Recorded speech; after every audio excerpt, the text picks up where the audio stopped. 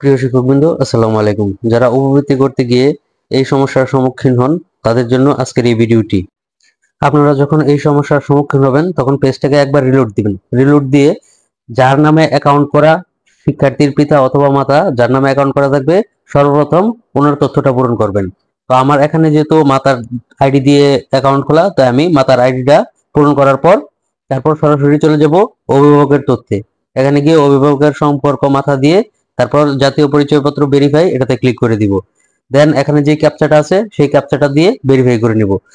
আর হচ্ছে এর ভিতরে আমরা অন্য কোনো তথ্য পূরণ করব না, সরাসরি যার অ্যাকাউন্ট আছে সেই অ্যাকাউন্টটা শুধু পূরণ করব। দেন ওকে দিয়ে এখান থেকে ইংরেজি নামটা কপি করে নিব।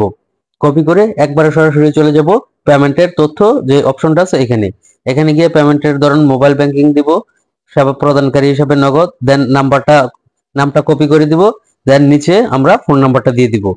তো ফোন নাম্বারটা দেওয়ার পর আমরা সরাসরি এর নিচে গিয়ে হিসাব নম্বর চেক এটা ক্লিক করব। এটা ক্লিক করার পর দেখেন সরাসরি চলে আসছে এই মোবাইল নাম্বারে অ্যাকাউন্ট খুঁজে পাওয়া গেছে, জাতীয় পরিচয়পত্রের সাথে অ্যাকাউন্টটি খুঁজে পাওয়া গেছে।